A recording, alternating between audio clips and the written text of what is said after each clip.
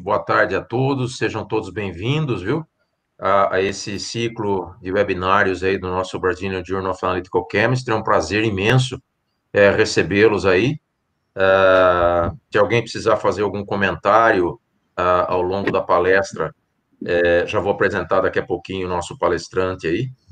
Fiquem à vontade de fazer aqui utilizando o chat.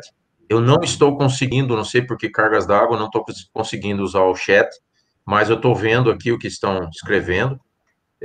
Gostaria de agradecer imensamente a presença do nosso ilustríssimo palestrante aí, o professor Dr. Marco Tadeu Grassi, um grande amigo, um excelente pesquisador de primeiro nível, está aí com a gente hoje, no nosso terceiro webinar aí do BR Jack.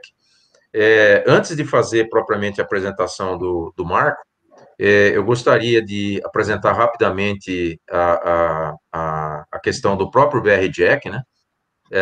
Comentando que o BR Jack tem crescido muito nos últimos tempos, em termos de revista, graças também à ação muito pontual da Nova Analítica, que tem nos ajudado muitíssimo em todo esse desafio. Não é fácil você montar uma revista científica, mas nós estamos conseguindo aí, e nós recentemente celebramos aí o 10º ano do BR Jack. Então eu gostaria de fazer uma apresentação muito rápida, gente, para quem não conhece a revista, tomar conhecimento, e aqueles que conhecem, só reforçar a importância e a pujança aí do BR Jack e o que está acontecendo. Então, só comentando com vocês que o nosso jornal é um open access, né? E os manuscritos, todos eles são revisados por pelo menos dois revisores, e esses revisores não sabem, não têm ideia de quem são os autores, né? Então, isso é chamado de double bind, né? Então, isso faz com que haja uma tranquilidade para quem está dando parecer, não tem a mínima condição de saber quem realmente são os autores, né? Então, isso acho que traz uma segurança, uma tranquilidade para todo mundo, uma imparcialidade muito grande, aí uma ética muito grande dentro do jornal. O escopo é um escopo como um jornal científico, né? Então tá aí a parte de novidades, de aplicações na área tecnológica, por exemplo, envolvendo, obviamente, a química analítica e a química bioanalítica.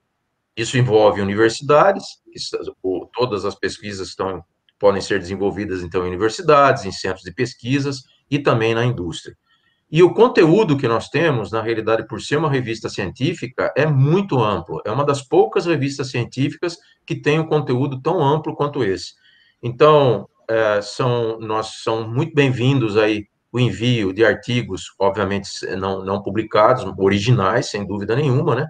Mas também revisões, não só esses artigos, mas também revisões, notas técnicas, entrevistas, né, que a gente sempre tem uma entrevista em cada volume, e os pontos de vistas também, né, as letters e as features. Então, é uma gama muito grande de possibilidades de publicação dentro da nossa revista. Isso faz com que a revista seja muito dinâmica, e isso é muito bem-vindo. As métricas nós estamos melhorando bastante, já somos indexados no Scopus, a Clarivate, muito possivelmente, a gente vai ser indexado também, estamos esperando aí as avaliações.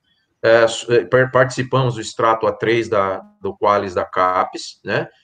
E somos ligados à Associação Brasileira dos Escritores Científicos, então isso dá uma segurança muito grande, não só para o corpo de editores, para a própria revista, mas para você que envia o seu trabalho, que envia a sua revisão, um corpo editorial de primeira linha que nós temos, então é um prazer muito grande.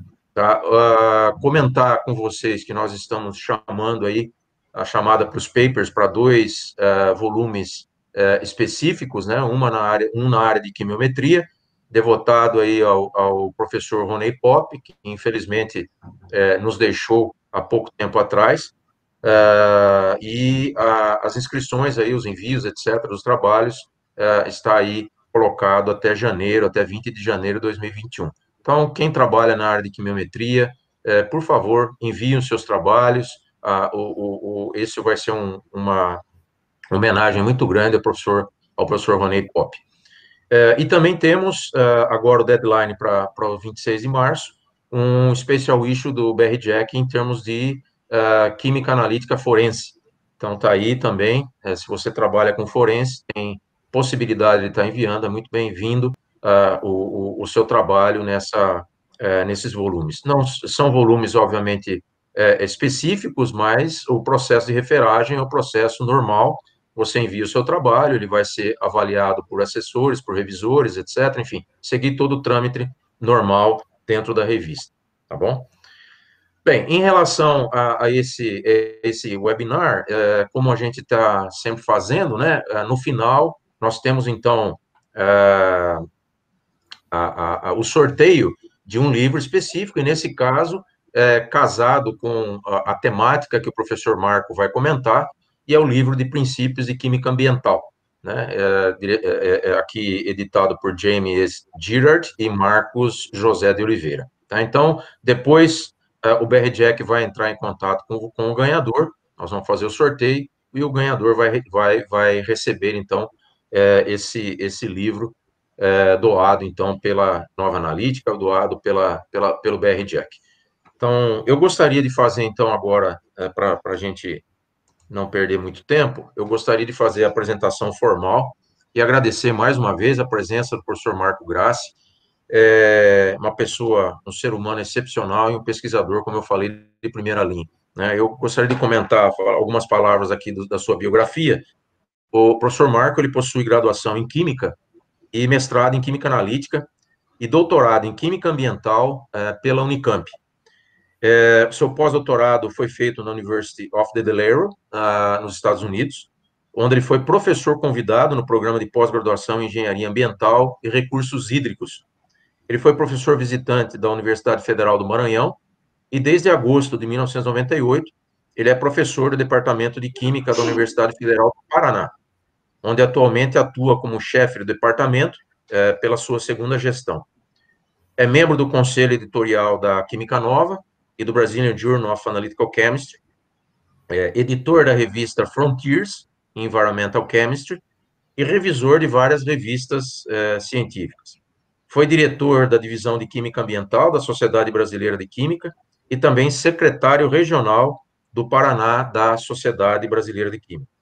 Tem experiência na área de Química, com ênfase em análise de traços e Química Ambiental, atuando principalmente nos seguintes temas: Química aquática e sedimentar, especiação de metais e metalóides, comportamento e destino de contaminantes orgânicos e inorgânicos no meio ambiente. O professor Marco é coordenador do Grupo de Química Ambiental da Universidade Federal do Paraná e vice-coordenador do Instituto Nacional de Ciências e Tecnologias Analíticas Avançadas, o INCTAA. Ele é também membro do Departamento de Cientistas e do Núcleo de Estudos de Bioética da Brasil Sokai Gakkai International. É uma organização não governamental filiada à ONU e que atua na criação de valores humanos em prol da paz, cultura e educação. Marcos, é um prazer, enorme recebê-lo aqui no nosso ciclo de seminários. Um abraço muito forte, ainda que de longe, né, Marco? Mas estamos aí, o importante é isso, né? Com pandemia ou sem pandemia, estamos ali, estamos na luta, estamos na lida, né? O importante é isso. Muito obrigado, Marco, de coração, por você estar aqui. É um prazer enorme estar recebendo você, a qualidade como ser humano, a qualidade como pesquisador, e todos vão poder ver aí a partir desse seminário que o professor Marco vai oferecer para nós. Fique à vontade, viu, Marco? É um prazer, viu? Obrigado.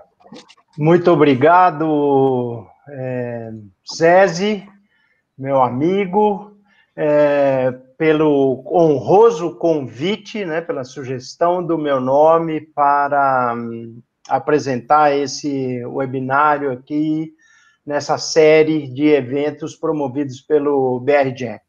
Agradeço também ao Luiz Bravo, né, por todo o apoio, paciência com a plataforma, enfim. E gostaria de saudar a todos e todas, né, que se fazem presentes nessa transmissão. Né? Então, é uma honrosa oportunidade que me foi concedida a partir desse convite, para que eu pudesse falar um pouco sobre os trabalhos desenvolvidos no âmbito do Grupo de Química Ambiental da Universidade Federal do Paraná, que foi fundado, né, criado por mim após a minha chegada aqui, mas que conta também, né, na equipe com outros colegas, e eu cito em especial o professor Gilberto Abate, que tem trilhado comigo a caminhada de conduzir esse nosso grupo de pesquisa. Então, o tema que eu vou abordar hoje é esse de estratégias analíticas para estudos ambientais e ecotoxicológicos, né? E decidi fazer dessa forma porque considero que seja essa uma interface muito relevante das muitas existentes da química analítica, e que tem propiciado a nós aqui do GQA, né, da UFPR, oportunidades e parcerias muito bem-vindas, né?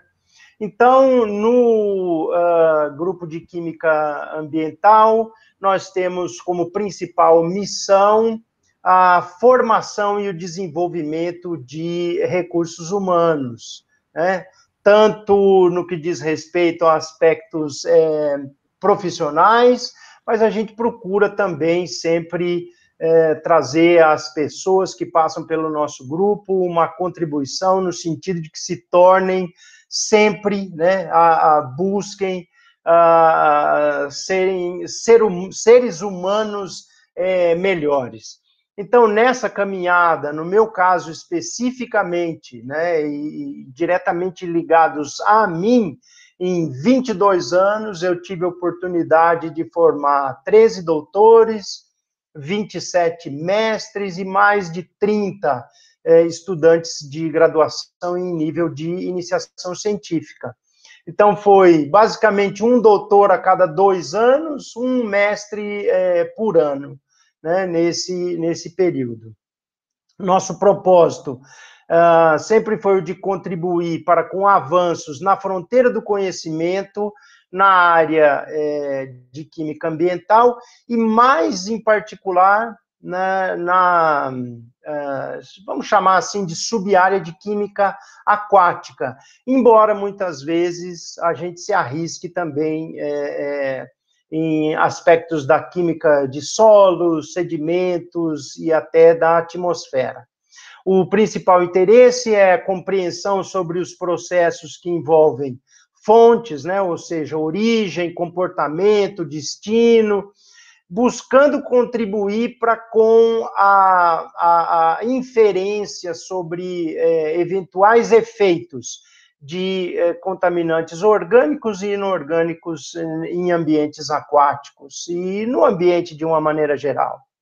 E eu destaco aqui, embora esteja colocado como um último aspecto, o desenvolvimento de métodos analíticos, por exemplo, para análise de especiação ou ainda para determinação de maneira mais geral de contaminantes orgânicos e inorgânicos em ambientes aquáticos, mas destaco esse aspecto da nossa atuação, que, na verdade, em função da expansão do nosso parque laboratorial e instrumental, e com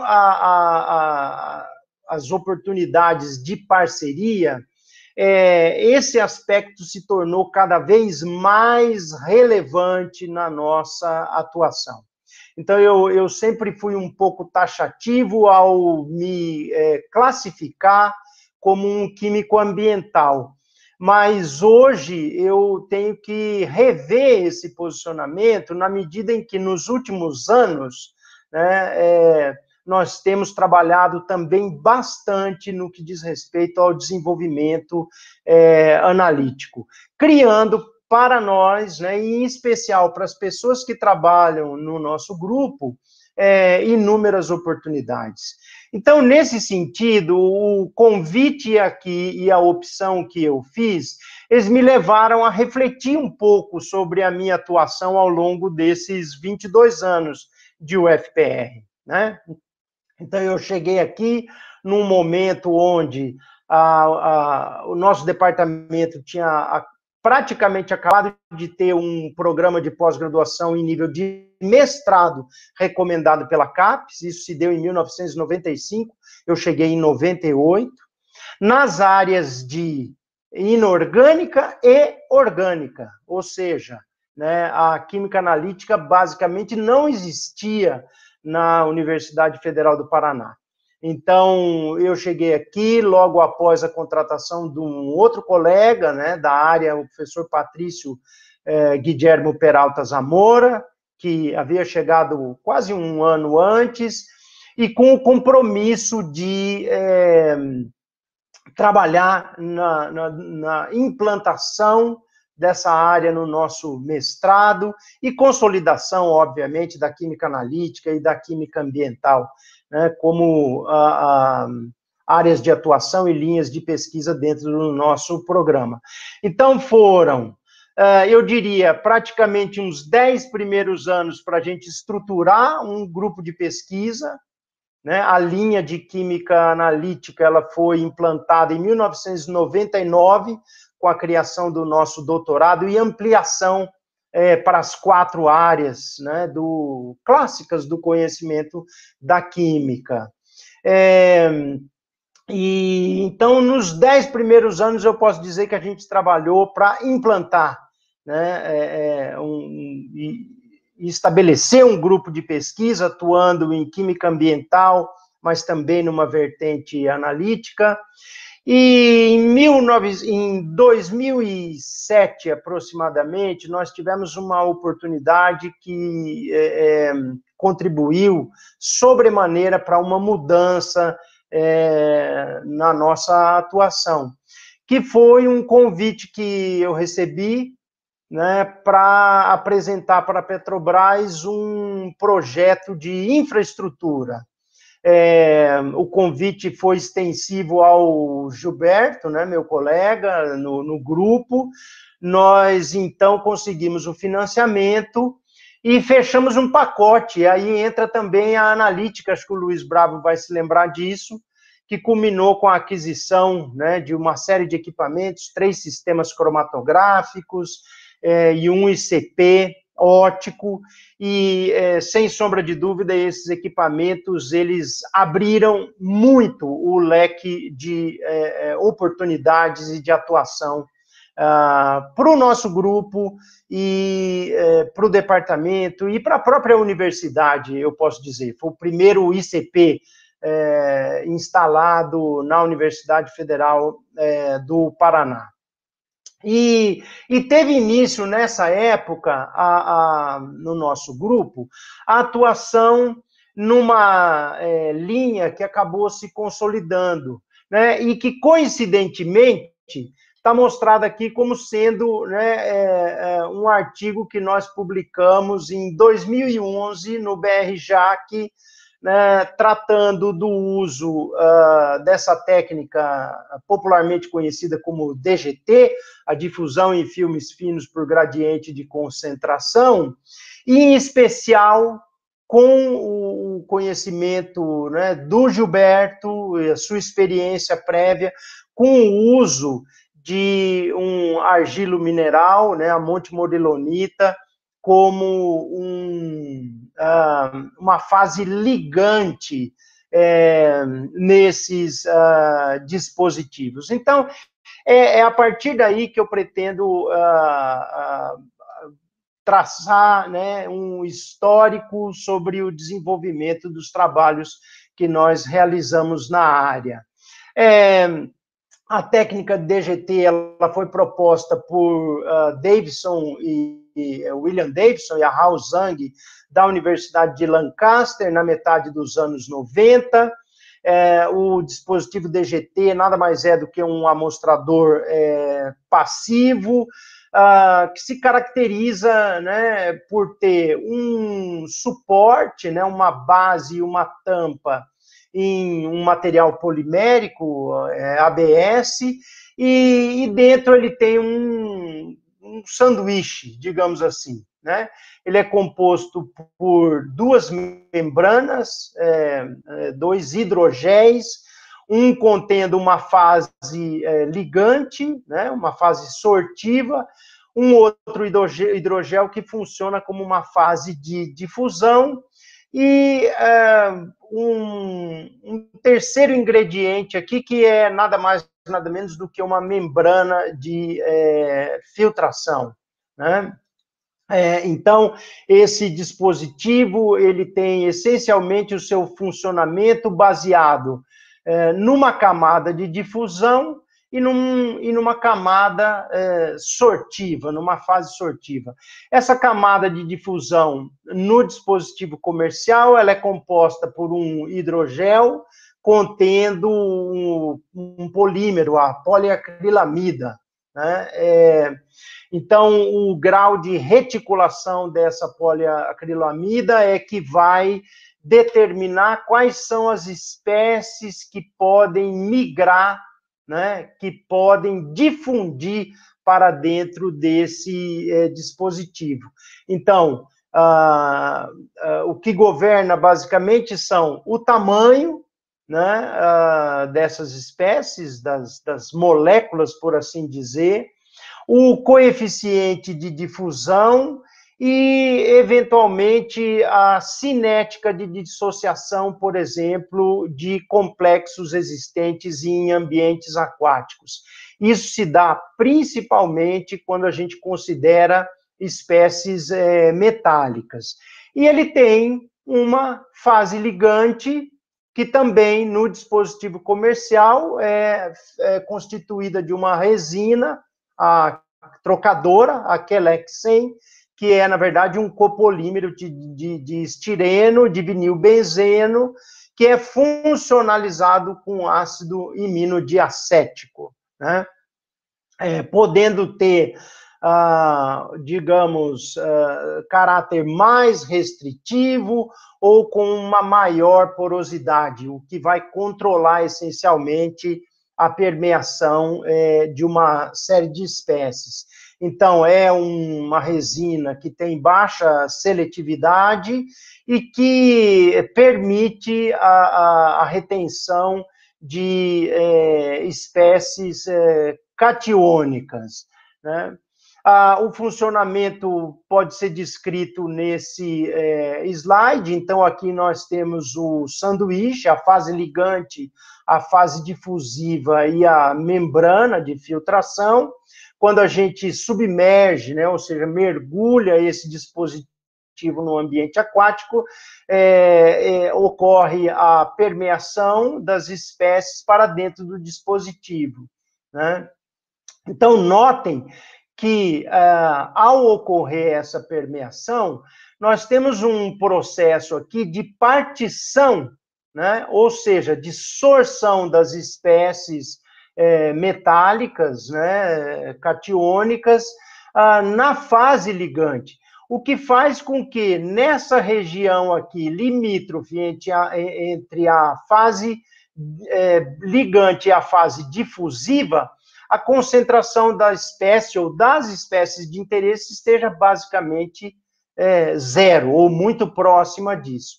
Então, essa diferença de concentração cria esse gradiente, né, também de concentração, gerando um processo difusional, que é controlado pelas características da fase difusiva. Pois bem, no nosso grupo de pesquisa, a gente anteriormente vinha trabalhando com medidas relacionadas à biodisponibilidade, à concentração de espécies metálicas lábeis presentes em ambientes aquáticos, mas de uma forma bastante limitada, né? Por quê? A técnica que era utilizada era basicamente de voltametria, de redissolução, anódica ou catódica, com diferentes modalidades, mas o que a gente tinha à disposição nos primeiros anos aqui do GQA na UFPR, era um sistema polarográfico, né, um polarógrafo, que havia sido cedido num processo de cessão de uso pela Unicamp para o nosso departamento. Então, era um equipamento cedido por empréstimo, cuja origem era o Laboratório de Química Ambiental do professor Wilson Jardim, né, que foi meu orientador no doutorado. Então, o Wilson, muito generosamente, quando eu vim aqui para a UFPR, em 2001, já numa conversa, eu disse, Wilson, eu já estou com um laboratório, etc., mas estamos com uma dificuldade grande. Ele falou, o que você quer fazer? Eu tinha regressado dos Estados Unidos, trabalhando com especiação de metais. Eu falei, olha, um polarógrafo seria muito bem-vindo. Ele falou, pode levar o que a gente tem aqui, porque nós estamos também, né, atuando em outras frentes e esse equipamento está subutilizado. Então, a partir daí, né, foi estabelecido, foi criado um processo, um termo de cessão de uso. Em 2001, eu pude trazer esse equipamento, que foi muito útil no início dos nossos trabalhos, mas que nos limitava a um leque muito restrito de espécies a serem determinadas. Com a aprovação daquele projeto de infraestrutura com a Petrobras e a aquisição de um ICP, então nós pudemos ampliar esse leque. E com a experiência do Gilberto com os argilominerais, nós passamos, então, a utilizar, né, a montemorilonita, a vermiculita, mas mais especificamente a montemorilonita, nos trabalhos de maneira a desenvolver nossos próprios dispositivos. A montemorilonita é um argilo mineral de origem completamente natural, tem baixíssimo custo, altíssima disponibilidade, e tem uma possibilidade de uso tanto para pré-concentração de espécies catiônicas quanto aniônicas, o que nos pareceu muito interessante. Então, os nossos trabalhos tiveram início, né, a partir daí, com processos de otimização que envolveram, né, por exemplo, o estudo da capacidade sortiva frente a espécies metálicas por esse tipo de material, estudos relacionados à dessorção, porque, obviamente, eu tenho, num amostrador passivo, eu tenho uma primeira etapa que está relacionada a aquisição das espécies, digamos assim, né, a retenção das espécies, mas depois, no laboratório, eu tenho que ser capaz de dessorvê-las para poder, então, fazer as determinações utilizando uma técnica analítica adequada. Então, os estudos de dessorção, com a otimização nas concentrações de espécies extratoras, número de eluições, tempo de extração, uso ou não de acessórios como, por exemplo, o ultrassom para essa finalidade. Estudar também as condições de aplicação do dispositivo, né, efeito de pH, força iônica, no caso de ambientes aquáticos, da presença de matéria orgânica dissolvida e de material particulado. Um dos aspectos principais diz respeito à determinação do coeficiente de difusão das espécies, né, uma vez que se trabalha em inúmeros casos com meios que são distintos daqueles comercializados pela DGT Research, que foi uma empresa estabelecida também, né, pelos pesquisadores da Universidade de Lancaster, o Bill Davidson e a Hao Zhang. Testes de recuperação até chegar ao momento, então, de aplicação desses dispositivos. No trabalho publicado no BRJAC, nós fizemos uma comparação do nosso dispositivo, né, chamado de alternativo, então, à base da montemorilonita, e utilizando, já testando a utilização de agarose como fase de difusão em substituição à poliacrilamida, né? Comparação com o comercial. Então, nós trabalhamos com sistemas modelo, né, e não já inicialmente com amostras de águas naturais, por exemplo, sistemas contendo uma série de espécies metálicas e outros constituintes que pudessem influenciar no comportamento das espécies.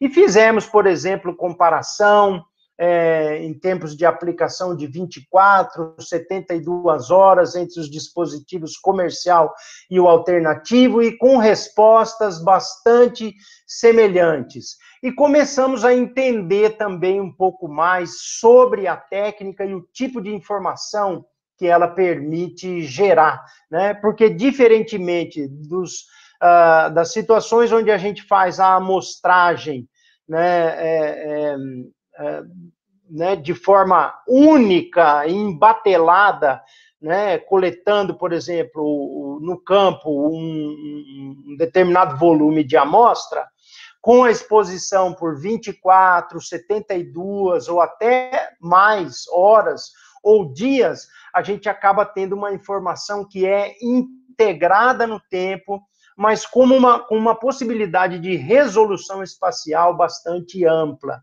Então, isso permitiu entender que, por exemplo, quando a gente compunha esses sistemas,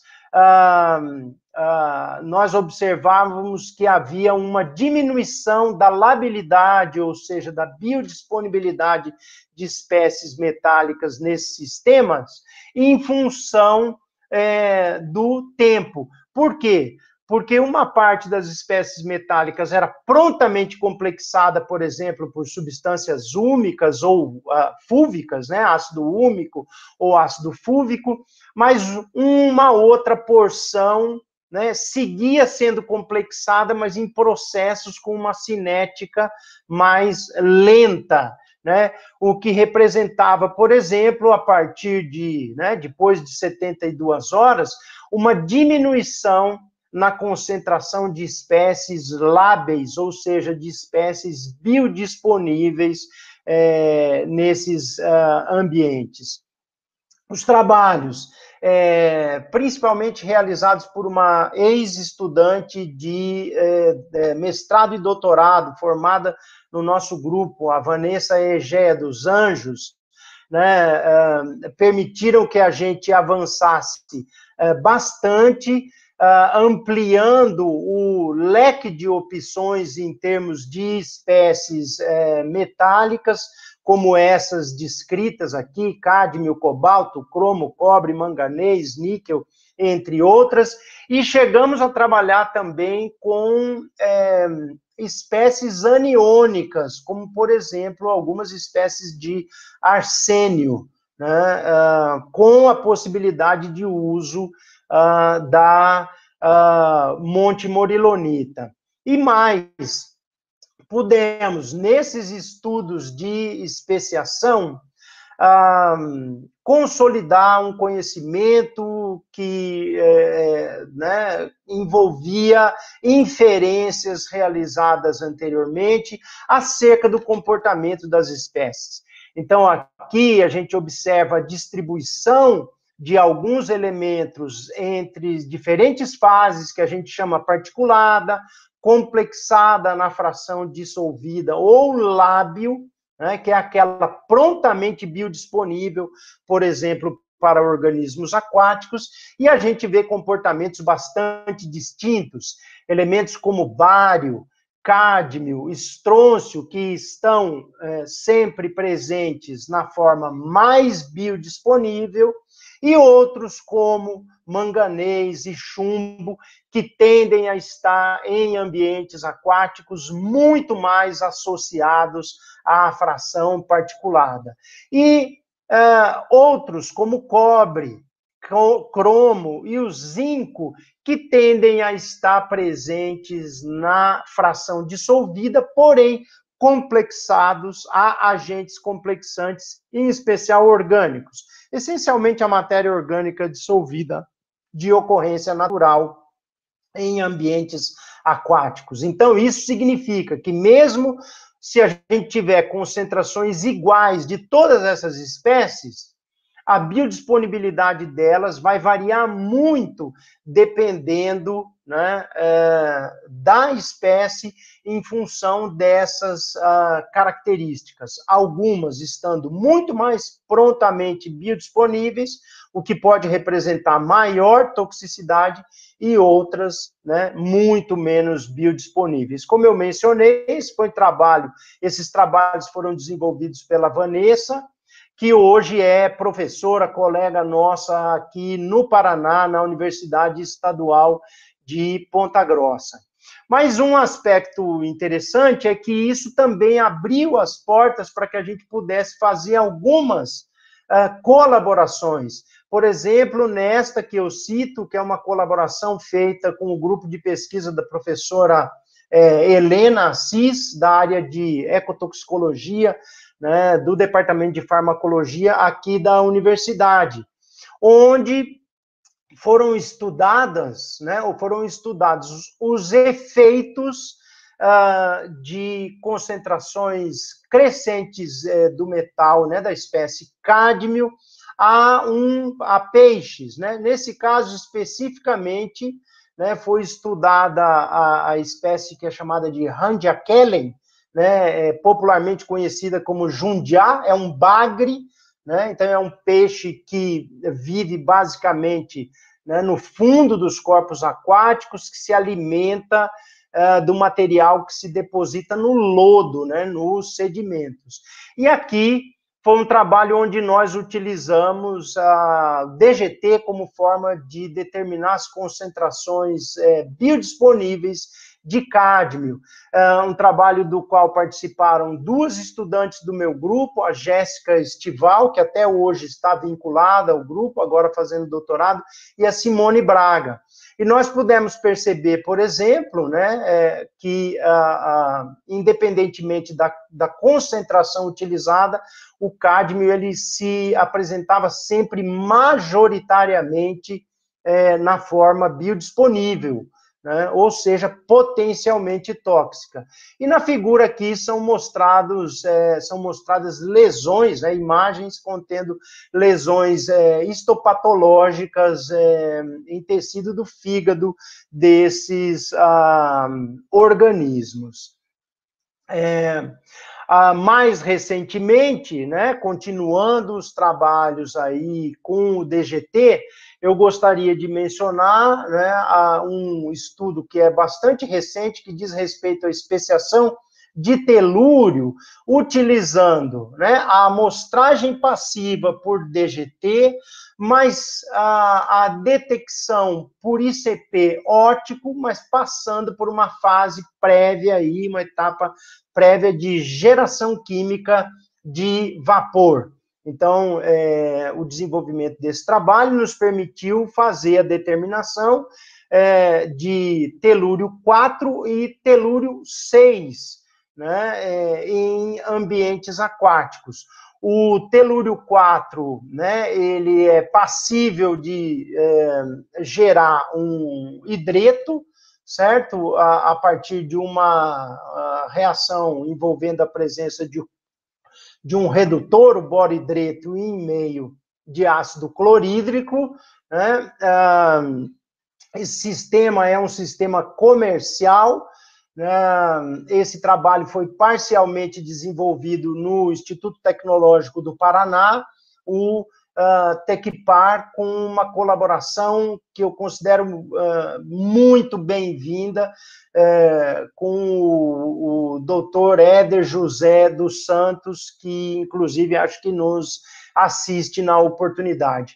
Então, a gente vê aqui uma curva analítica para telúrio 4 a partir de um processo de geração, né, então, química de vapor, e com essas características, né, propiciando aqui limites de detecção e de quantificação bastante satisfatórios para estudos ambientais.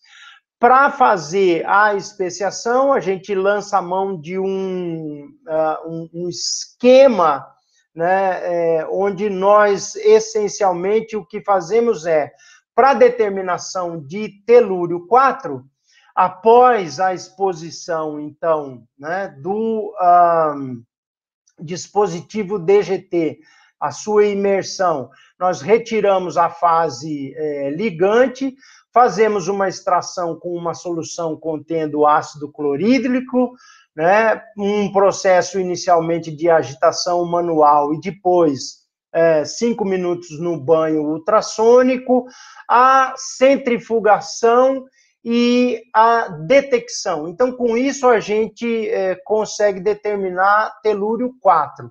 Para telúrio, para determinar telúrio 6, e a gente faz isso por diferença, antes, né, entre a etapa de centrifugação e a leitura no equipamento, esse extrato, então, em meio ácido, ele é levado a um tempo no micro-ondas. E com isso a gente consegue promover a redução de telúrio 6 para telúrio 4.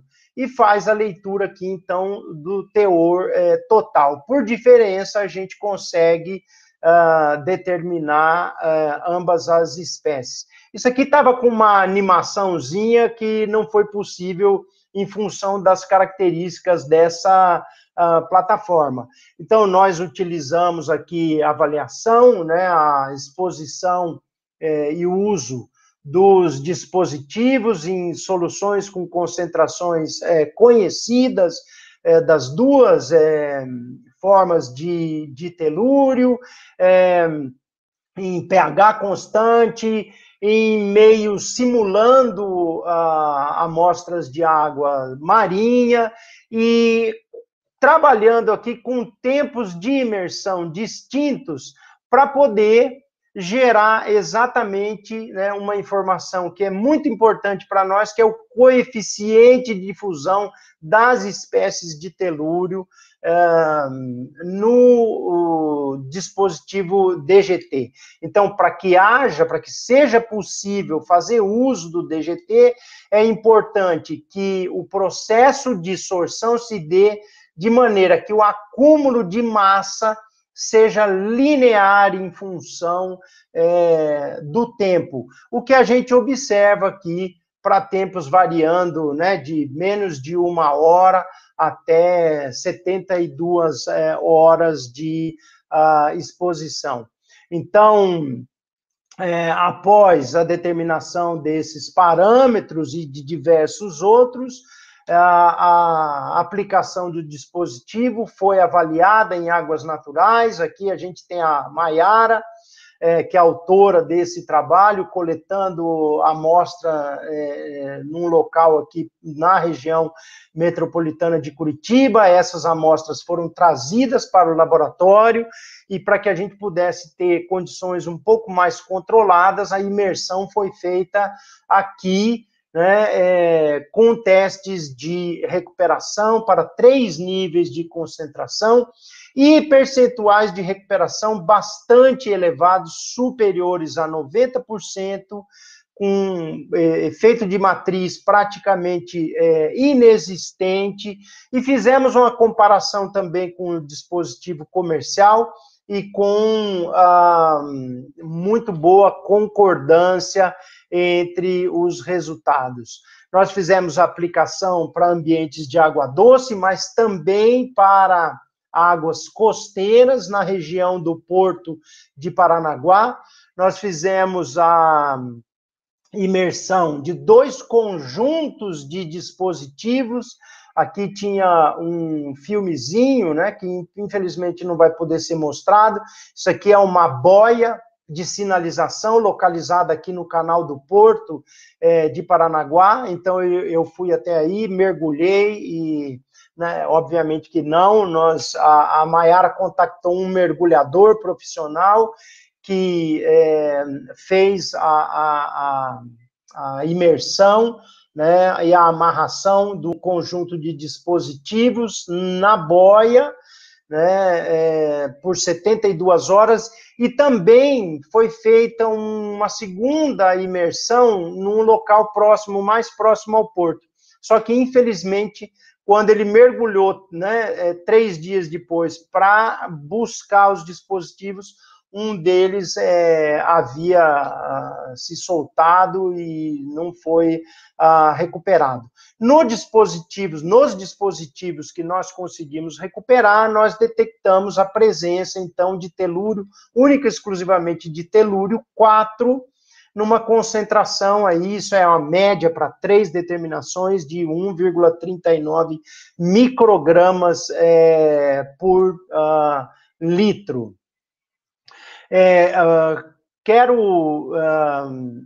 Como eu disse, esse foi um trabalho conduzido em parceria com o Dr. Éder José dos Santos, no Tecpar, mas nós temos na sequência um segundo trabalho desenvolvido também em parceria com o Éder, que foi a determinação simultânea de arsênio, mercúrio, antimônio e selênio em fertilizantes minerais, utilizando a técnica de geração química de vapor acoplada ao ICP, né, a espectrometria de emissão óptica em plasma. Então, aqui nós mostramos gráficos de otimização de parâmetros, tais como nível de acidez, concentração do agente redutor, e potência, né, da radiofrequência no plasma, que nos permitiram chegar a um método com características bastante interessantes, né, com limites de detecção e de quantificação muito satisfatórios para os propósitos do estudo.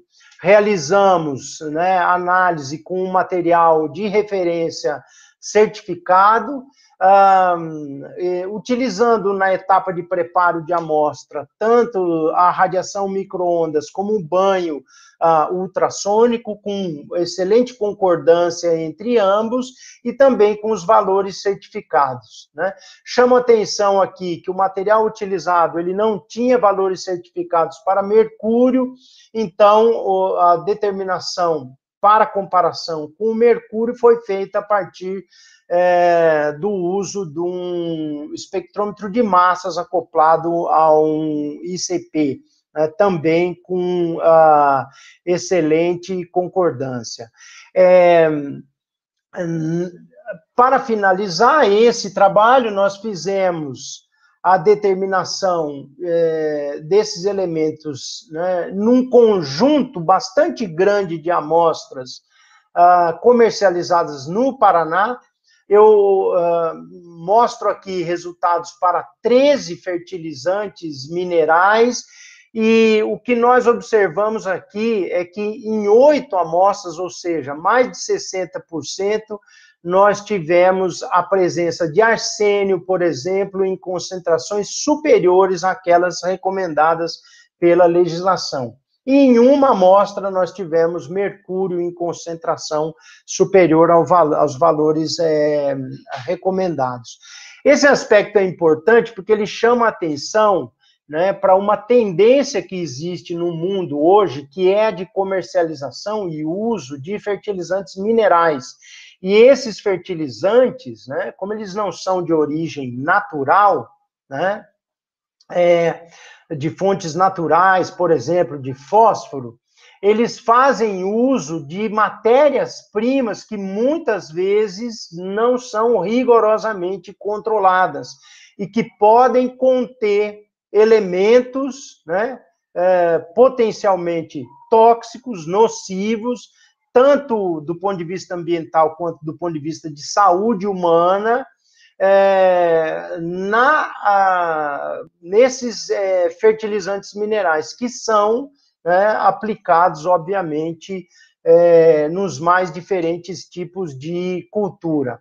Esse trabalho foi realizado pela Loana, foi o trabalho de mestrado dela, hoje ela é a doutoranda também no nosso grupo, e já há algum tempo a Loana, ela, né, passou a atuar também como policial militar aqui na Corporação Paranaense, conforme a gente pode ver nessa foto, nesse registro, juntamente com o Éder, né, no Tecpar, e com a Amanda, né, que também é coautora nos trabalhos, né, e que é do corpo técnico do Instituto Tecpar. Então, eu sou muito grato, devo dizer isso, às possibilidades que a gente tem tido de trabalhar nessas parcerias com o Tecpar em particular,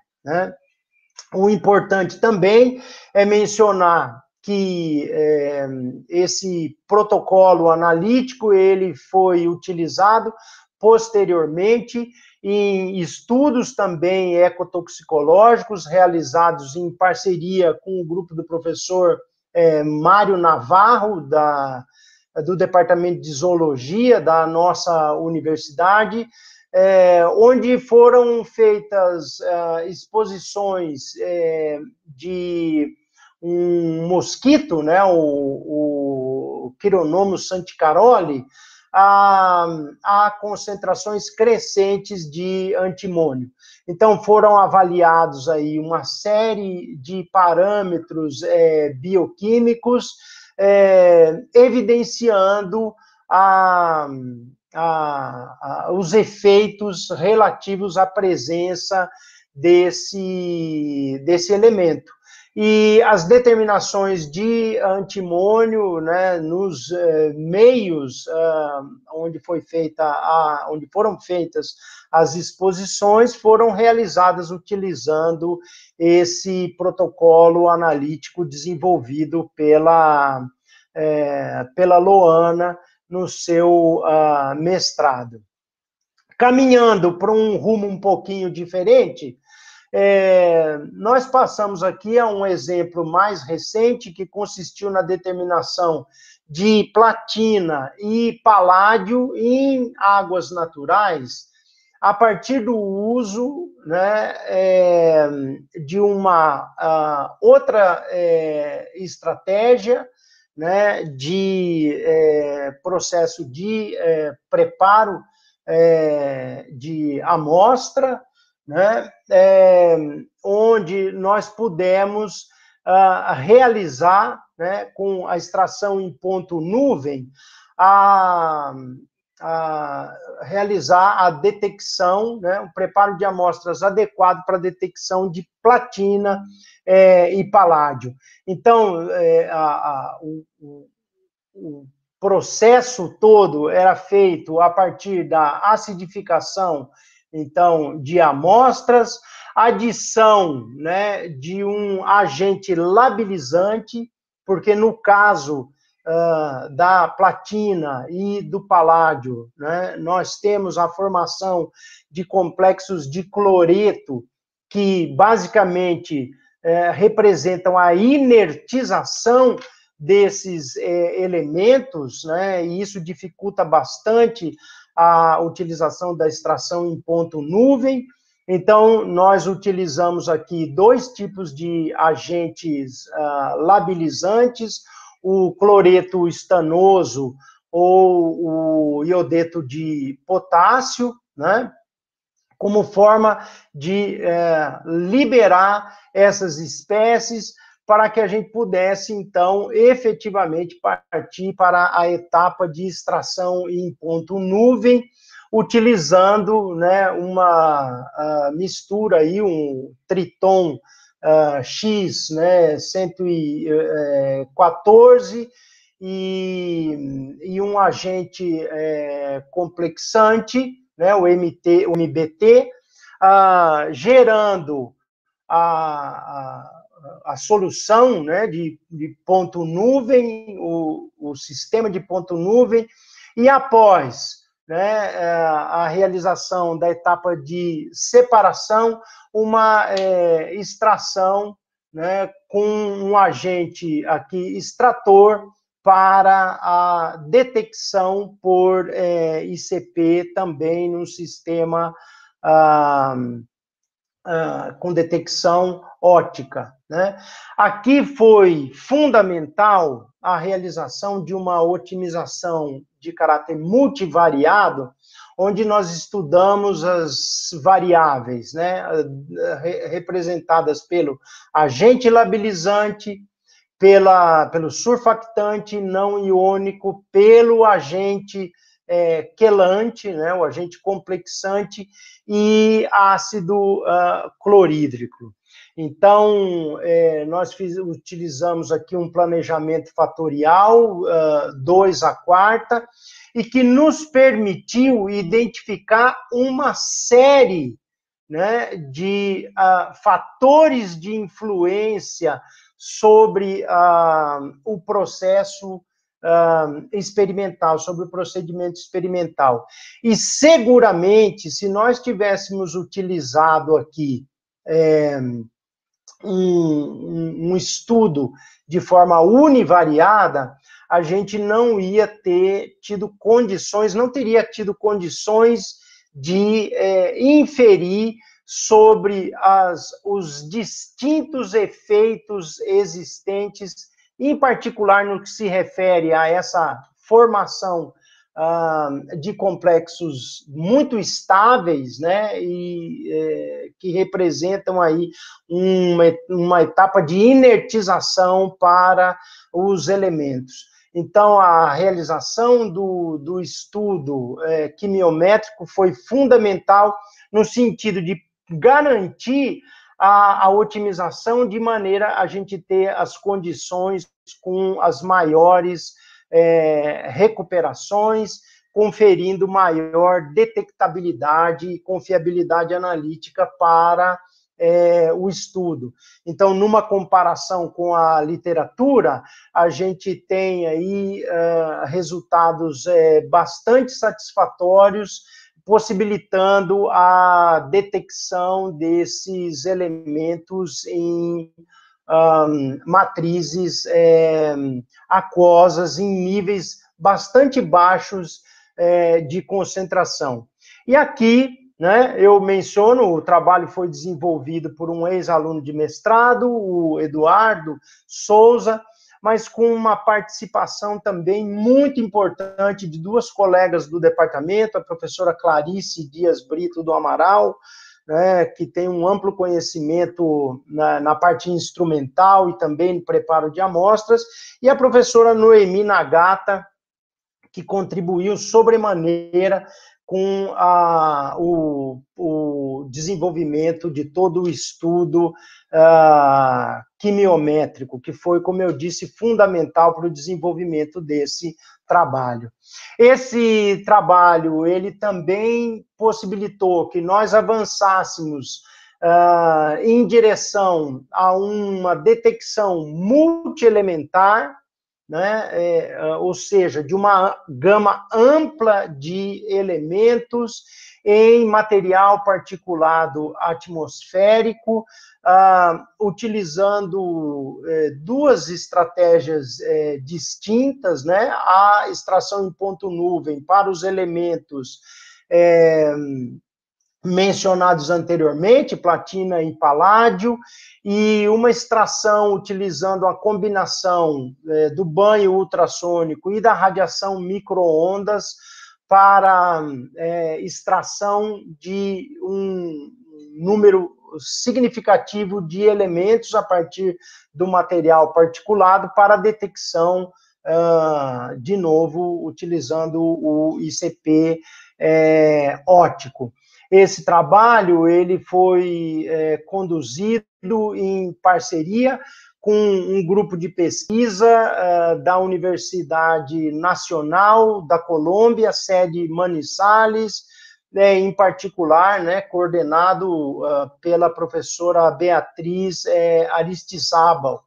Então, nós recebemos aqui amostras de material particulado que foram coletadas em 2 pontos da cidade de Manizales. Manizales é uma cidade localizada na região central da Colômbia, é uma cidade com quase 500 mil habitantes, localizada a 2.160 metros de altitude, aos pés de um vulcão, né, ativo chamado Nevado del Ruiz, né, e é uma cidade universitária, mas também com um parque industrial relativamente amplo, né? Então, foram estabelecidos aqui 2 pontos de coleta desse tipo de material, né? Esses filtros foram trazidos ao Brasil por um estudante,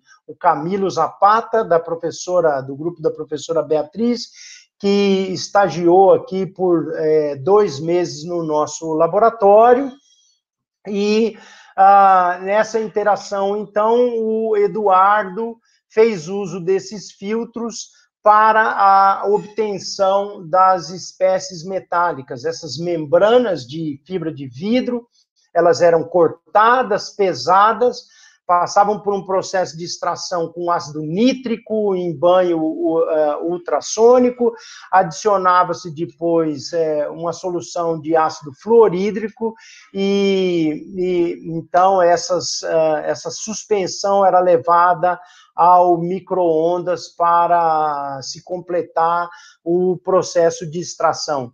Vejam aqui que nós pudemos fazer a determinação de elementos, né, desde o alumínio, arsênio, passando por outros aqui,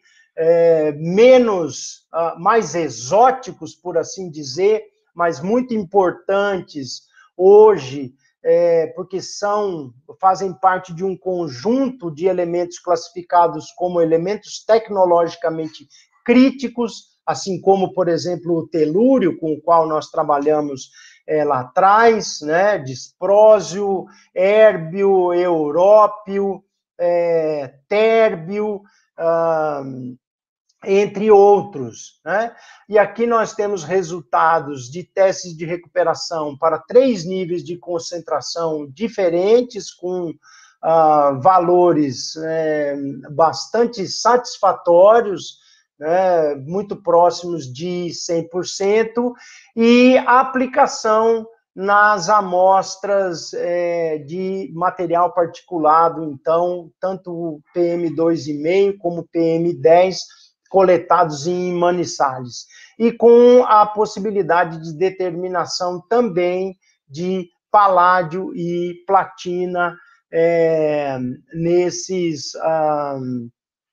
material particulado. Como eu disse, esse trabalho ele também foi desenvolvido pelo Eduardo, com participação da professora Clarice e dos colegas da Universidade Nacional da Colômbia, sede Manizales. E vou me permitir retornar um pouquinho ao DGT, agora para trilhar um outro caminho aqui que diz respeito à determinação das espécies, de espécies orgânicas, né? Mais recentemente, os dispositivos DGT também começaram a ser utilizados para determinação de contaminantes emergentes. Aqui eu mostro, né, imagens da fase difusiva, consistindo do hidrogel de agarose, e da fase sortiva, contendo um agente sortivo, né, uma fase muito utilizada comercialmente, que é o Oasis HLB, né, que é muito interessante, principalmente para detecção de compostos com maior polaridade, né? A detecção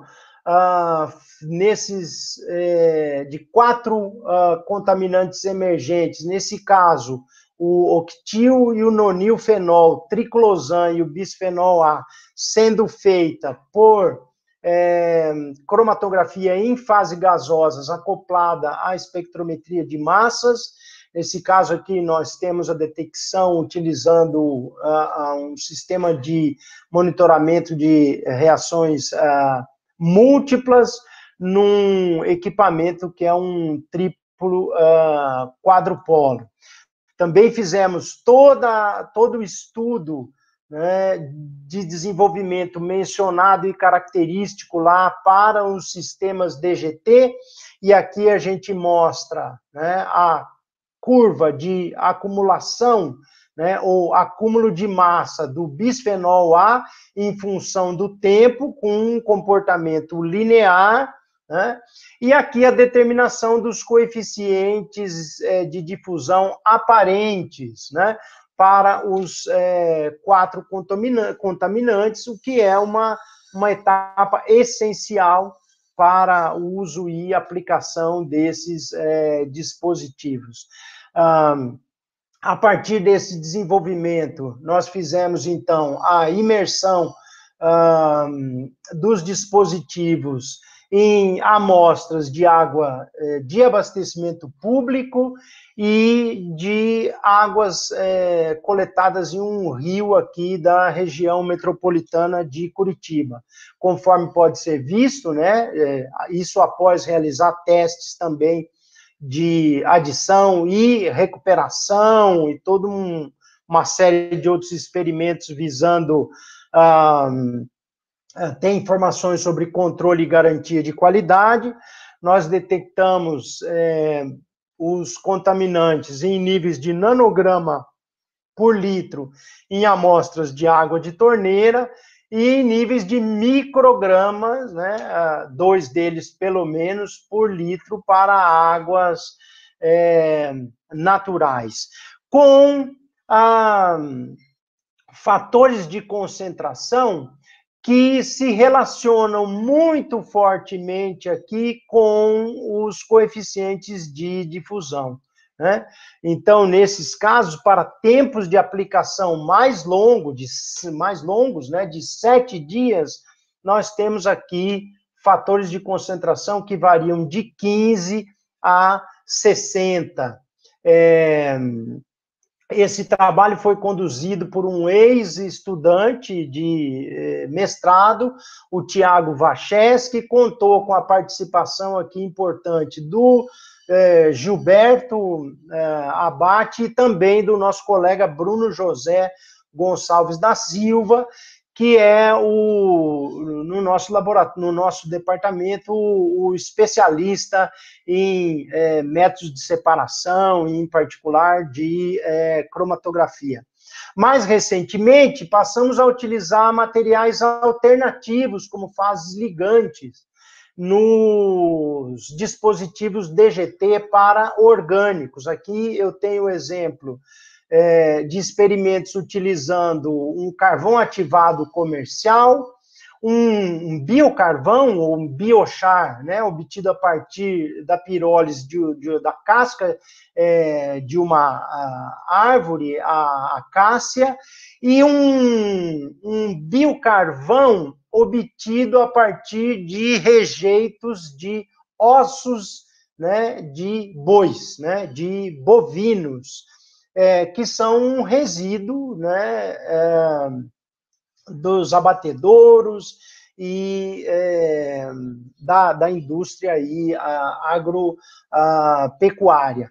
Então, nós temos aqui imagens, né, que mostram, micrografias que mostram as características desses materiais. A gente vê tanto o carvão ativado quanto o biocarvão, né, da acácia e o de osso de boi, com características diferentes, e por EDS aqui uma, né, caracterização com relação à composição. Então, os biocarvões vegetais, a gente vê a predominância de carbono, e no material que é proveniente aí do tratamento do osso, a gente observa a presença de outros elementos, como, por exemplo, o fósforo, né, característicos desse tipo de material. Nós fizemos um estudo bastante extensivo sobre a aplicabilidade desses materiais. No final, aquele que se mostrou mais adequado para um número maior de contaminantes orgânicos foi, de fato, o carvão ativado comercial, e nós fizemos, por fim, a imersão desses dispositivos, utilizando, então, o carvão ativado em água de torneira, nesse caso, por 7 dias, com a detecção também aqui, além dos 4 contaminantes mencionados anteriormente, do ibuprofeno. Esse foi um trabalho desenvolvido pelo Emerson Hara em seu doutorado. O próprio Emerson, no mestrado, ele tinha desenvolvido um protocolo analítico para determinação de éteres difenílicos polibromados em sedimentos. Os PBDEs são retardantes de chama bastante utilizados, não só no Brasil, como também em outros países do mundo, e tem características de persistência bastante grande no ambiente. Então, nós desenvolvemos um protocolo à base da extração a partir do sedimento, né, com um sistema ultrassônico, porém não na forma de banho, mas na forma de sonda, um processo de clean-up que é absolutamente necessário quando se trabalha com uma matriz tão complexa quanto de sedimentos em escala reduzida, e também a otimização de um procedimento de detecção cromatográfico, né? Aqui a gente observa, por exemplo, diferenças entre 2 cromatogramas, um utilizando o método recomendado pela Agência de Proteção Ambiental dos Estados Unidos, a EPA, que tem um tempo de corrida de 50 minutos. Então, com uma otimização de parâmetros instrumentais, tais como temperatura do injetor e temperatura da linha de transferência, e a aplicação de um pulso de pressão e o tempo de duração desse pulso, a gente conseguiu melhorar um pouco a sensibilidade do método analítico e conseguimos também uma redução significativa no tempo de corrida para toda uma série de congêneres da classe dos éteres difenílicos polibromados, né? Então, tivemos a possibilidade de determinação, né, de mais de uma dezena aí desses PBDEs, também com características muito satisfatórias e possibilitando a recuperação feita em estudos de adição e recuperação com sedimentos, né, com níveis muito satisfatórios de recuperação, né? Esse mesmo procedimento, ele depois foi utilizado na determinação de 3 congêneres da família dos PBDEs, né, os BDEs 17, 47 e 99, em estudos que envolveram a exposição de larvas do Chironomus santicaroli a esses compostos, em estudos, digamos assim, semicrônicos, né? Ou quase agudos. Então, aqui a gente vê uma imagem contendo esse organismo, a larva, né, desse mosquito, e foram avaliados aqui à luz das concentrações crescentes desses 3 congêneres alguns parâmetros bioquímicos, evidenciando em todos os casos, né, efeitos sobre esses parâmetros resultantes da exposição. Esse trabalho foi conduzido pela minha esposa, Ângela Palácio Cortez, que é pesquisadora no grupo do professor Mário Navarro, aqui da Universidade Federal do Paraná também, né? Então, uma parceria, nesse caso aí, familiar, com, obviamente, participação do Emerson.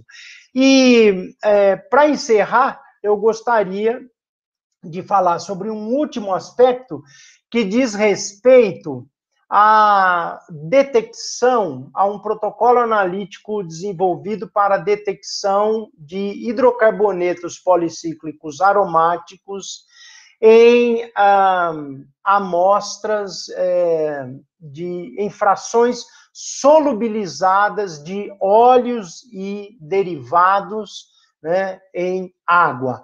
Então, a pergunta aqui é, né, os óleos, né, o petróleo bruto ou seus derivados, eles são insolúveis em água?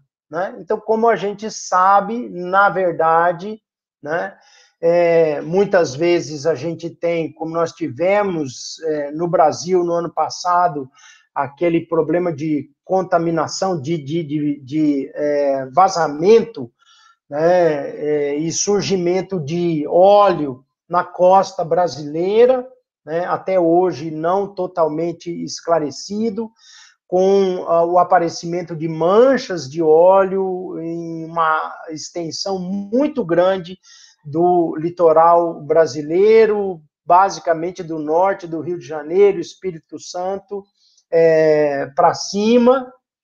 E se, por um lado, a gente tem um aspecto visível, normalmente associado a essas manchas, do ponto de vista ambiental, nós temos um problema que diz respeito sempre àquela fração do óleo que se solubiliza nos ambientes aquáticos e que contém, né, compostos da classe, por exemplo, dos hidrocarbonetos policíclicos aromáticos, que são bastante nocivos para a biota aquática, né, e quando acumulados em peixes ou outros produtos da pesca, né, podem ser transferidos, representando um risco de exposição também de seres humanos.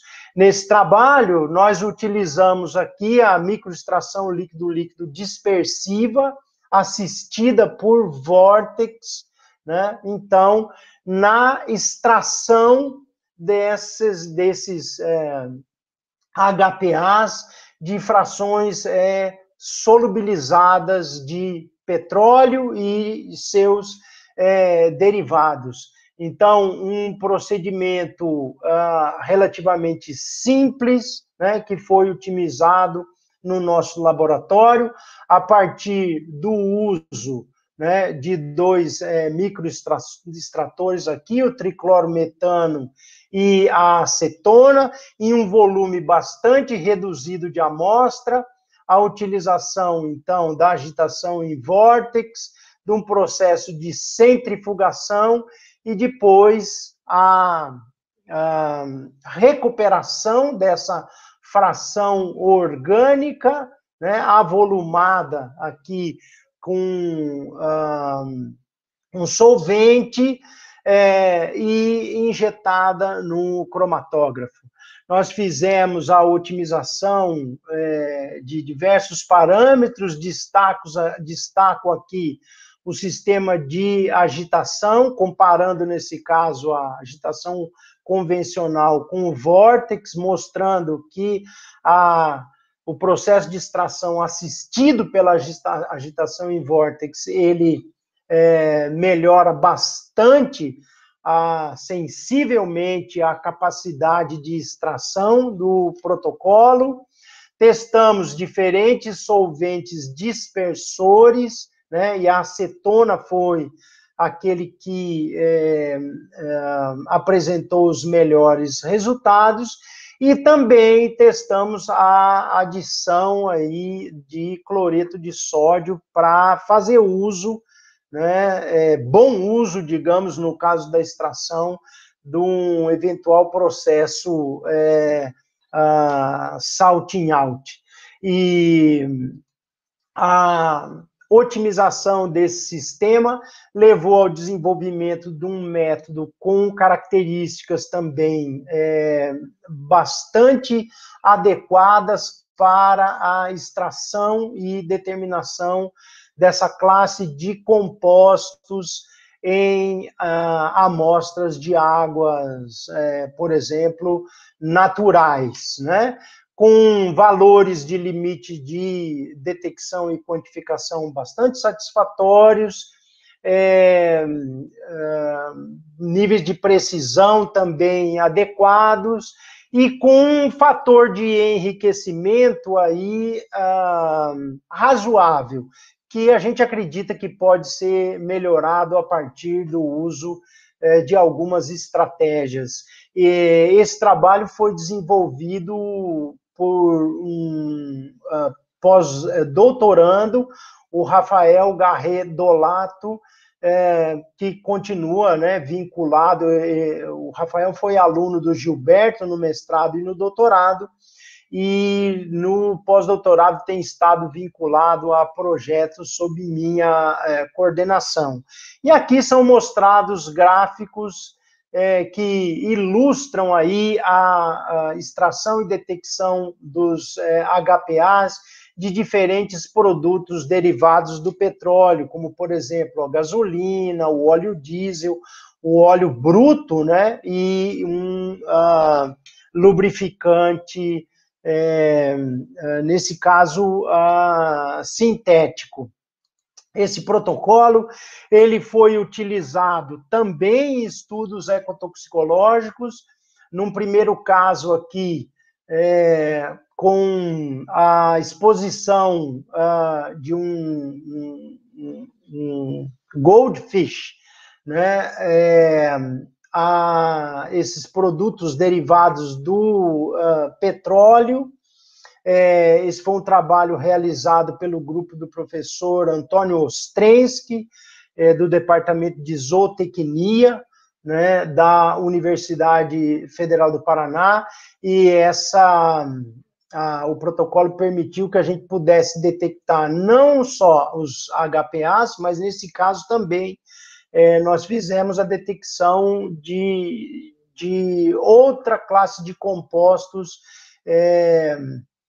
presentes aí nessas soluções contendo a fase, né, dissolvida do óleo, como, por exemplo, os voláteis ali, os BTX. Né? E, por fim, eu cito também a aplicação desse mesmo protocolo em estudos de avaliação de citotoxicidade e de outros parâmetros, né, enzimáticos, biomarcadores enzimáticos, na exposição de invertebrados, né, organismos bentônicos, a frações de óleo diesel, frações solúveis de óleo diesel. Essa é uma parceria com o grupo do professor Paulo Lana, do Centro de Estudos do Mar, da Universidade Federal do Paraná. Então, já concretamente finalizando essa apresentação, né, eu posso dizer que a gente tem tido a oportunidade no nosso grupo de trabalhar na busca da compreensão exatamente daquilo que eu mencionei anteriormente. Aspectos relacionados a fontes, origem, principalmente comportamento e destino dos contaminantes no ambiente, em particular em ambientes aquáticos. E essas informações, elas têm sido bastante relevantes no sentido de possibilitar interações nossas, cooperações com os grupos que trabalham com ensaios ecotoxicológicos. Então, nós, em conjunto, conseguimos avançar bastante no conhecimento, no aprofundamento do conhecimento que estabelece os aspectos que regem aí os efeitos à exposição a esses contaminantes.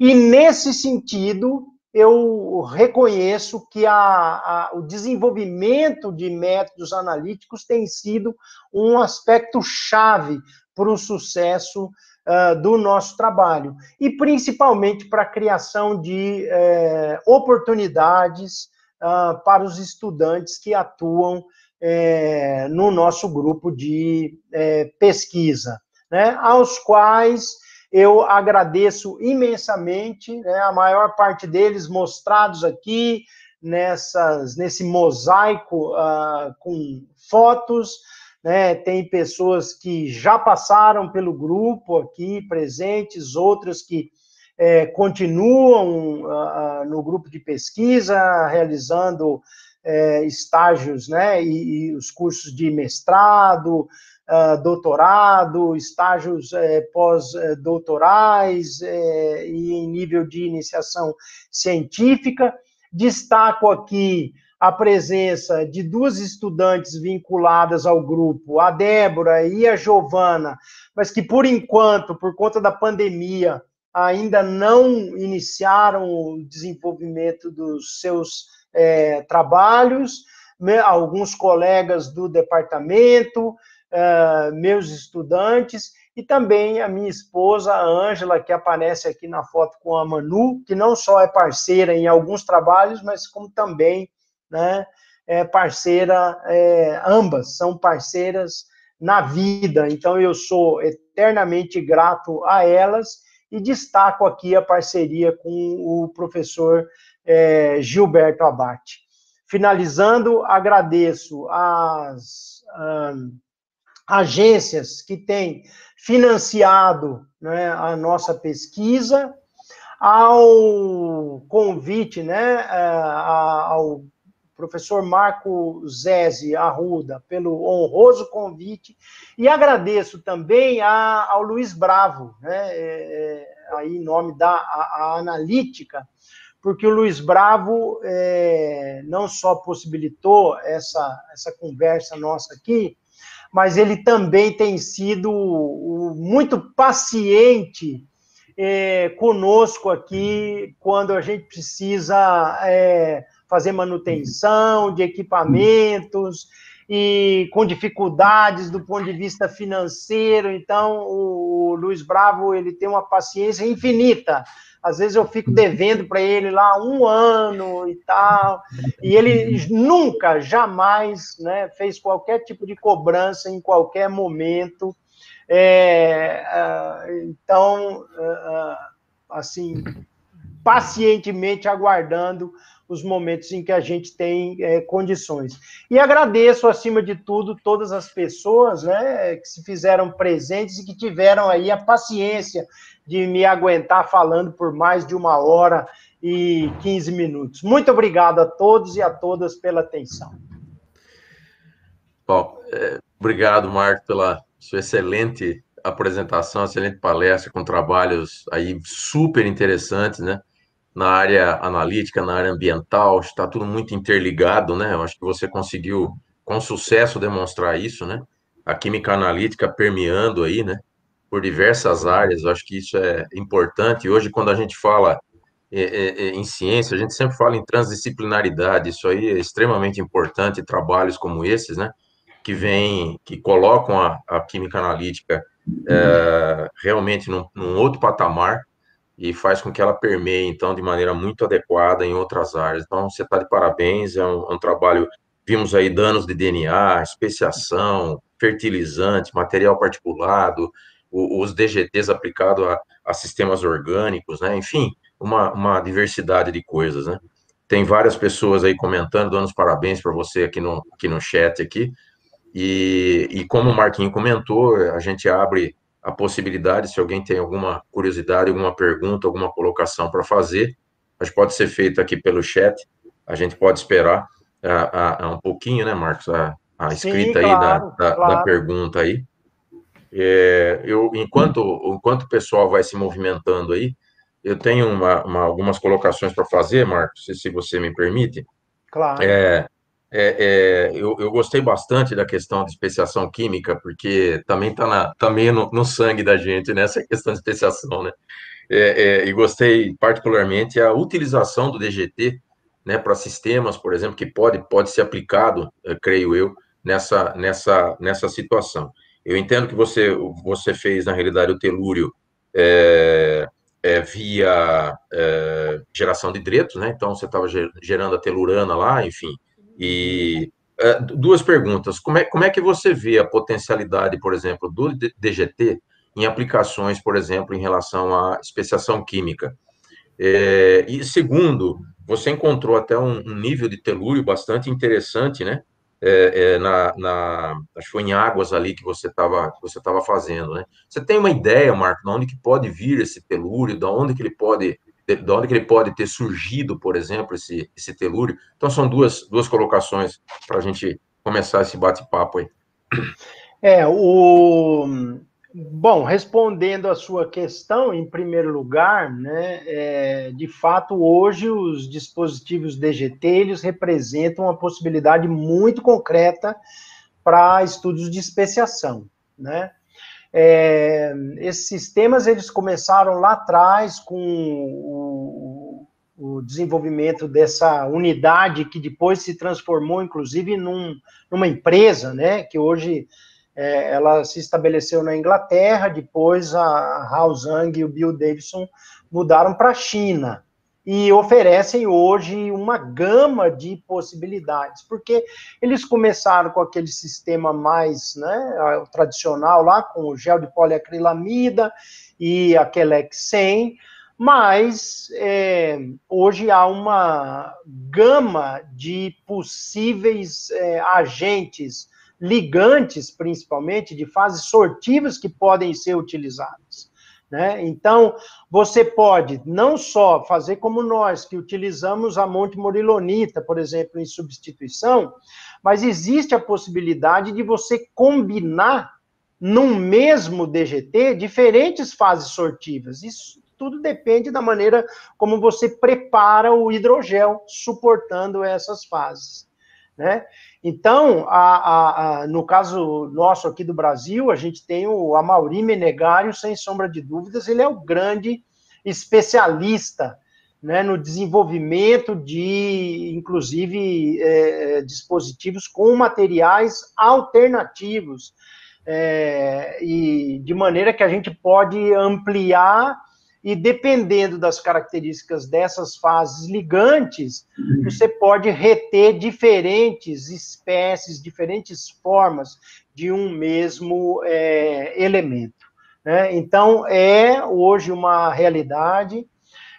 Na Europa, né, por exemplo, todo o monitoramento ambiental relativo à presença de espécies metálicas no Mar do Norte é feito utilizando dispositivos DGT, né, para sedimentos, para solos, e agora a gente passou a ter, mais recentemente, os micro-DGTs, né? Então, que também vão abrir um leque de oportunidades, inclusive em sistemas biológicos, né, para detecção de uma série de espécies e para uso concretamente na especiação. No caso específico do telúrio, veja, há registros de que nós fomos especificamente medir na região do Porto, porque dizem que na indústria naval, né, você utilizado o telúrio. A gente sabe que ele tem hoje uma série de aplicações em produtos tecnológicos, né? E isso é importante porque esses elementos que eram considerados exóticos, eles começam a surgir hoje no ambiente. A gente não só não conhece nada sobre o comportamento deles e efeitos no ambiente, mas sequer para muitos deles tem métodos analíticos já consolidados que possibilitem a sua detecção. Então, os níveis que a gente obteve ali foram de amostras coletadas nessa região que tem um tráfego muito intenso de embarcações, né? Existem ali no porto atividades, inclusive, de reforma, desmanche, né, de navios, né? E foi com base na literatura que nós encontramos informações que apontavam que a origem poderia ser essa relativa à presença de embarcações. Então, nós fizemos a aplicação, né, a imersão dos dispositivos exatamente naquela região do porto ali, e, de fato, confirmamos a presença de telúrio 4, né? Tínhamos feito testes de controle e garantia de qualidade prévios em soluções salinas, em amostras de água do mar enriquecidas, né, de maneira que a gente tem, assim, acreditamos que os resultados foram gerados, né, respeitando esses critérios aí analíticos de controle e garantia de qualidade, né, que não seja um artefato, por exemplo, surgido. E a literatura diz que, normalmente, em ambientes aquáticos, até 70% do telúrio, quando ocorre, né, 70% até mais, está na forma do telúrio 4, que foi exatamente aquele que nós encontramos. Obrigado, Marco. Tem um comentário aqui da Emanuele, que ela perdeu o começo da palestra. Sim, Emanuele da Silva, a gente vai disponibilizar sim, viu? A palestra pode ficar descansada, aí você consegue visualizar a palestra desde o seu início, tá? Aí várias manifestações aí de parabéns, enfim, todos aí que estão participando, a gente gostaria de agradecer. Infelizmente, eu não consigo acessar o chat, gente, para responder, tá? Mas vai aqui também um abraço a todos vocês aí, sem sombra de dúvida, e o agradecimento. Será que alguém gostaria de fazer alguma colocação aqui no chat? Senão poderíamos passar acho que é o sorteio, né, Luiz? Bom, para o encerramento, eu queria parabenizar o professor Grassi pela alta qualidade do trabalho dele e dos alunos dele, pela qualidade da apresentação, excelente apresentação, extremamente didática, funcionou tudo bem, apesar dos vídeos que não foram possíveis rodar, mas tudo bem. Queria avisar todo mundo que a palestra foi gravada, ela estará disponível no site do BRJAC a partir do início da semana, provavelmente entre terça e quarta-feira, poderá ser assistido.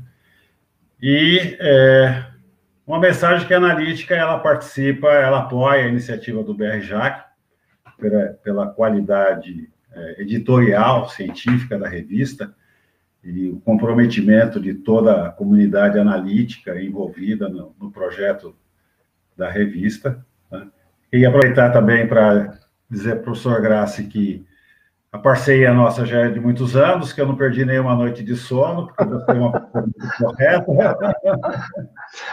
Você não, mas eu tenho que confessar que eu perdi algumas pensando como é que eu vou pagar o Luiz agora.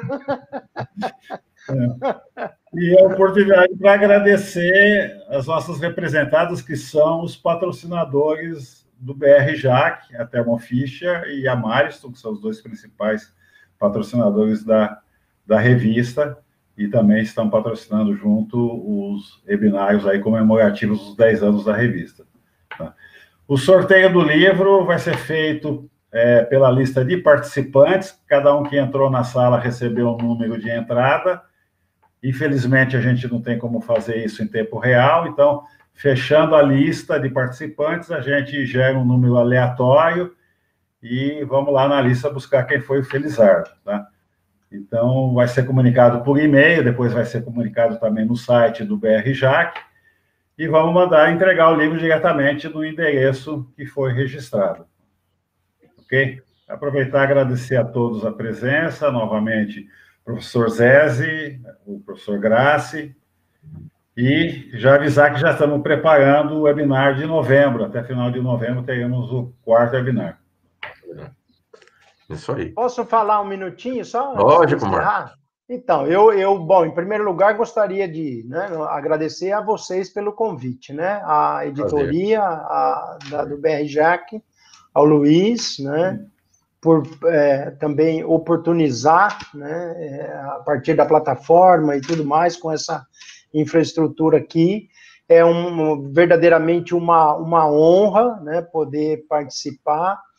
E quero agradecer a todos e a todas que participaram aí pacientemente, e deixo aqui uma mensagem, né, importante, que diz respeito exatamente ao que foi comentado pelo Zese, né, a importância da química analítica, né, dentro do cenário científico e da química, né, no mundo atual.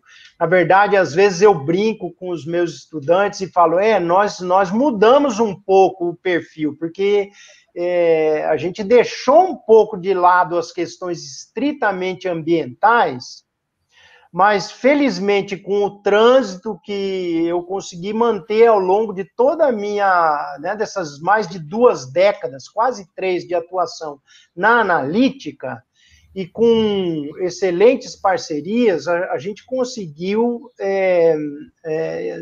mudar um pouco o foco da nossa atuação, atuando muito no desenvolvimento, né, e adaptação na área analítica, para poder responder a essas perguntas que hoje são colocadas, que são trazidas, em especial por esses outros grupos que atuam na área ecotoxicológica. Então, isso tem propiciado para nós parcerias maravilhosas, né? E, em especial, oportunidades muito grandes para os estudantes, né? Então, eu tenho que dizer que, ao longo desse tempo, eu fui mudando um pouco a minha bússola, né? O norte foi mudando um pouquinho, para que a gente pudesse, de fato, atuar também nessa área, no sentido de trazer as respostas para as finalidades ambiental e ecotoxicológica, né? Então, aí isso me gratifica muito, né? E eu me considero muito afortunado por essa mudança, né? Não chegou a ser uma guinada, mas pela incorporação de uma outra vertente que se mostra muito relevante para os nossos trabalhos. Era isso. Muito obrigado a todos e a todas. Obrigado, Marcos. Então, mais uma vez, agradecemos a todos, esperamos vocês aí no 4º webinar, né, que já, como o Luiz comentou, já está sendo programado. Marquinhos, mais uma vez, muito obrigado na participação. Luiz, seu apoio de sempre, apoio da Nova Analítica, de todos os patrocinadores. Muito obrigado por tudo. Tenha uma excelente tarde, gente, tá?